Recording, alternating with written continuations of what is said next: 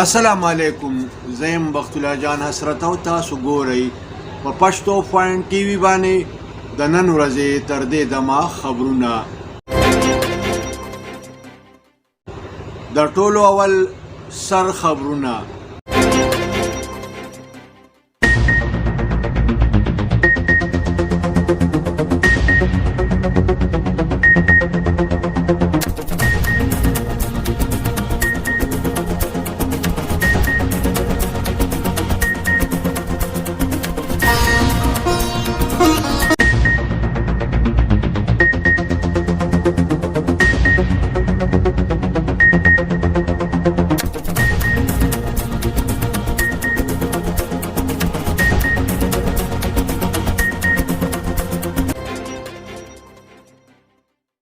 दोस्तों, अगरचे आपने हमारे चैनल को अभी तक सब्सक्राइब नहीं किया, सब्सक्राइब का रेड बटन क्लिक करके हमारे चैनल को सब्सक्राइब.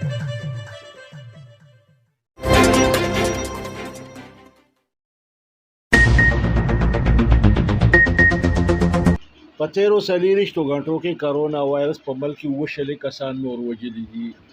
دغه رنګې په تیرو 40 غنټو کې په ملک کې د 4,000 نه زیات د کرونا وایرس نوي مریضان ریکارډ شوي دي. په ملک کې د کرونا وایرس د 15,000 نه د زیاتو مریضانو حالت تشویشناک دی.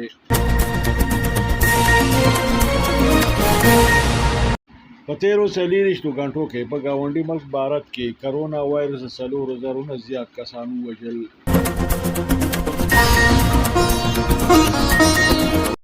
مشهور اداکار او ګلوکار علي ظفر د بھارتي قام د پاره ویډیو پیغام وایرل کړی دی. بھارتي مشهور اداکار سلمان خان د کرونا وایرس نه د متاثره فلم انډستری د 15,000 ملازمینو د پاره د مالی امداد اعلان کړی دی.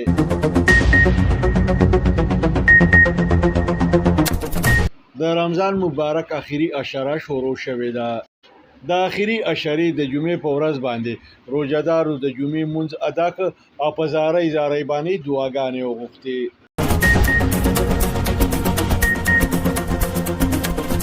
د محکمه موسمیات د وینا مطابق په 12 مې باندې د شروع په ورځ باندې د اختر د میاشتې د ښکاره کېدو هیڅ امکان نشته.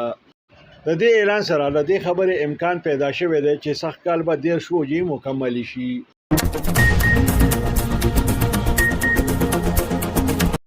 آرمی چیف جنرال قمر باجوا د سعودي عرب د سرکاري دورې په موقع باندې د سعودي عرب د ولی عهد سره ملاقات کړی دی.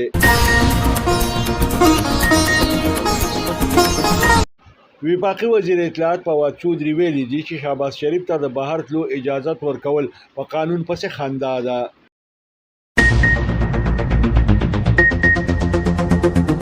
په قومي اسمبلی کې د اپوزیشن لیډر او د مسلم لیگ نون مرکزی صدر شهباز شریف ته لاهور های کورټ د ملک نه د بهر تلو اجازت ورکړی دی.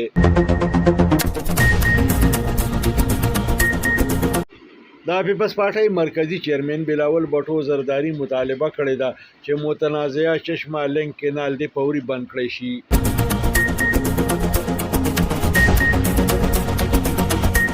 حکومت د مسلم لیگ نون د مرکزی مشر احسان اقبال نوم په ایگزیکټ کنټرول لیست کې شامل کړی دی.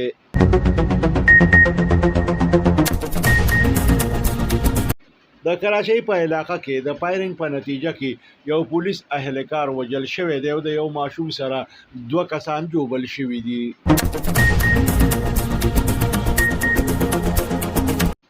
د آرمی بیس سره نږدې د اسرائیلي پوځیانو د فایرنګ په نتیجه کې 2 فلسطیني ځوانان وژل شوي او یو جوبل شوی دی.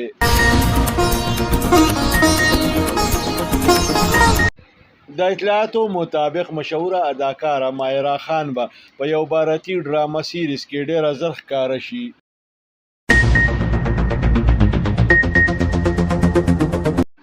د پاکستان د شپږم سپر لیګ د باقی میچونو په پاکستان کې د کېدو ټول امکانات ختم شوي دي.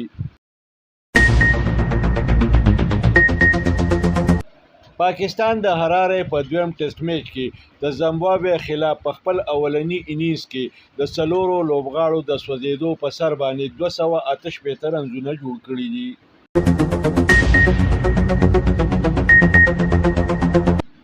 پی سی بي د کرکټرانو آپیشله د کووډ 19 د ویکسینیشن اولنۍ مرحله مکمل کړې ده.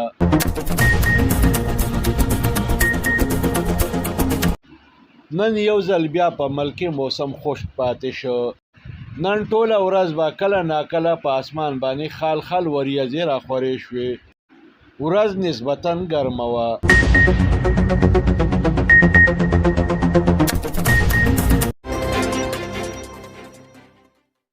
दोस्तों, अगरचे आपने हमारे चैनल को अभी तक सब्सक्राइब नहीं किया, सब्सक्राइब का रेड बटन क्लिक करके हमारे चैनल को सब्सक्राइब.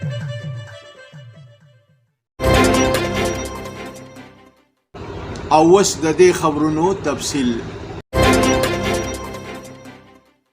په تیرو 24 غنټو کې کرونا وایرس په ملک کې 20 کسان نور ووژل. دې سره په ملک کې تر اوسه پورې د کرونا وایرس له کبله د ټولو شوو مړو شمیره 18678 ته ورسېده. دغه رنګې په تیرو 24 غنټو کې په ملک کې د کرونا وایرس 4390 مریضان ریکارډ شوي دي. دې سره په ملک کې د کرونا وایرس د مصدقه مریضانو شمیره 8,50,111 شوه. دې سره په ملک کې د کرونا وایرس د فعال مریضانو شمیره 83,100 ته رسېدلې ده. په کومو کې چې د 50,000 نه د زیاتو مریضانو حالت تشویشناک دی. په بھارت کې د کرونا وایرس صورتحال لا هغسې تشویشناک دی. په تیرو 24 غنټو کې په ګاونډي ملک بھارت کې کرونا وایرس خواوشا 4,000 کسان وژلي دي. دغه رنګې په تیرو 24 غنټو کې په بھارت کې د 4 لکو نه زیات د کرونا وایرس مریضان ریکارډ شوي دي. مشهور اداکار او ګلوکار د بھارتي قام په نوم باندې د کرونا وایرس په حواله باندې خپل ویډیو پیغام وایرل کړی دی. د په دې خپل ویډیو کې بھارتي قام ته د متحد کېدو په بادرۍ او جرأت سره د کرونا وایرس د مقابلې پیغام ورکړی دی. مشهور بھارتي اداکار سلمان خان د کرونا وایرس نه د متاثره شوو د فلم انډستري 15,000 ملازمینو ته د مالی امداد ورکولو اعلان کړی دی. د روژې د بابرکته میاشتې د ختمېدو وخت را نږدې شوی دی. د روژې اخیری اشاره شروع شوې ده. د روژې د اخیری اشرې د جمعې په ورځ باندې روژهدارو د جمعې لمونځ وکړ او په زارۍ باندې دعاګانې وغوښتې. د محکمه موسمیاتو د وینا مطابق په 12 مۍ د شروع په ورځ باندې د اختر د میاشتې د ښکاره کېدو هیڅ امکان نشته او دغه رنګې د دې خبرې امکان پیدا شوی دی چې اختر به د جمعې په ورځ وي. دې سره د دې خبرې امکان هم پیدا شوی دی چې سږکال به 13 روژې مکمل شي. د خپلې سرکاري دورې په موقع باندې آرمی چیف جنرال قمر باجوا په سعودي عرب کې د سعودي عرب د ولی عهد محمد بن سلمان سره ملاقات کړی دی. وایي چې په دې ملاقات کې په دوه طرفه تعلقاتو او د خطې په صورتحال باندې خبرې اترې شوې دي. وفاقي وزیر اطلاعات فواد چودھری ویلي دي چې شهباز شریف ته ملک نه د بهر تلو اجازت ورکول قانون پسې خندا ده. د زیاته کړې ده چې یو مجرم ته ملک نه د بهر تلو اجازت ورکول ډیره افسوسناکه خبره ده. لاهور های کورټ په قامي اسمبلی کې د اپوزیشن لیډر او د مسلم لیگ نون مرکزی صدر میا شهباز شریف ته ملک نه د بهر تلو اجازت ورکړی دی. وایي چې په باضابطه توګه باندې د اجازت ملاوېدو نه پس د شهباز شریف ملک نه د بهر تلو ټولې تیاری مکمل کړی شوي دي. وایي چې دی به د ملک نه بهر خپل د کینسر ډاکټر ته هم ځان ښایي. د پیپلز پارټۍ مرکزی چیرمن بلاول بټو زرداری ویلي دي چې د پی ټی آی حکومت په سیند کې د اوبو بحران پیدا کړی دی. د زیاته کړې ده چې متنازعه چشمه لینک کینال په فوري توګه باندې بند کړی شي. د پی ټی آی په حکومت باندې بد ټکونه کړي دي او د سیند د ټولو مسلو ذمہواري د وفاقي حکومت په اوږو اچولې ده. د مسلم لیگ نون د مرکزی مشر احسن اقبال نوم په ایگزیکټ کنټرول لیست کې شامل کړی شوی دی او دغه رنګې د ملک نه په بهر تلو باندې پابندي لګولې شوې ده. په فلسطین کې د آرمی بیس سره نږدې د اسرایلی پوځیانو د فایرنګ په نتیجه کې 2 فلسطینی ځوانان وژل شوي او یو جوبل شوی دی.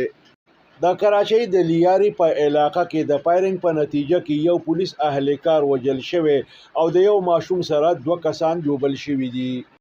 د اطلاعاتو مطابق مشهوره اداکاره مایرا خان به ډېره ژر په بھارتي ډرامه سیریز کې په نظر باندې راشي. راځئ چې وګورو د لوبو خبرونه. د پاکستان د شپږم سوپر لیګ د باقی مانده میچونو په پاکستان کې د کېدو ټول امکانات ختم شوي دي. وایي چې دا امکانات د کرونا وایرس د خراب صورتحال پیش نظر ختم شوي دي. د حرارې په دویم ټیسټ میچ کې د پاکستان قومي کرکټ ټیم د زمبابوې خلاف په خپل اولنی انینګز کې د 4 لوبغاړو د سوځېدو په سر باندې 258 رنزونه جوړ کړي دي. پاکستان ټاس وګټو او د بیټینګ فیصله یې وکړه. د پاکستانی انینګز شروع اوپنرانو عمران بټ او عابد علي وکړه. پی سی بی د کرکټ د لوبغاړو او د آفیشل د کووډ 19 د ویکسینیشن اولنۍ مرحله مکمل کړې ده. وایي چې دې نه پس بعد دویمه مرحله شروع کولی شي.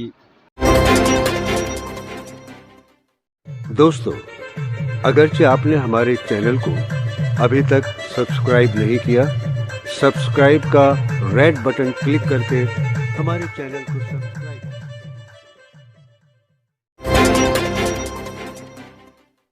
اوس ګورو د موسم حال.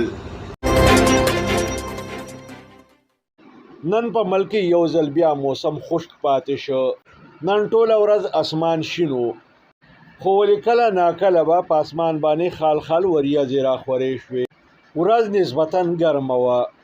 د محکمه موسمیات د پیشنګویۍ مطابق په راروانو 24 غنټو کې په ملک یو ځل بیا د خشک موسم امکان دی. د سره د نن ورځې خبرونه پای ته رسي. ښاد او آباد اوسئ. د لوی الله په امان.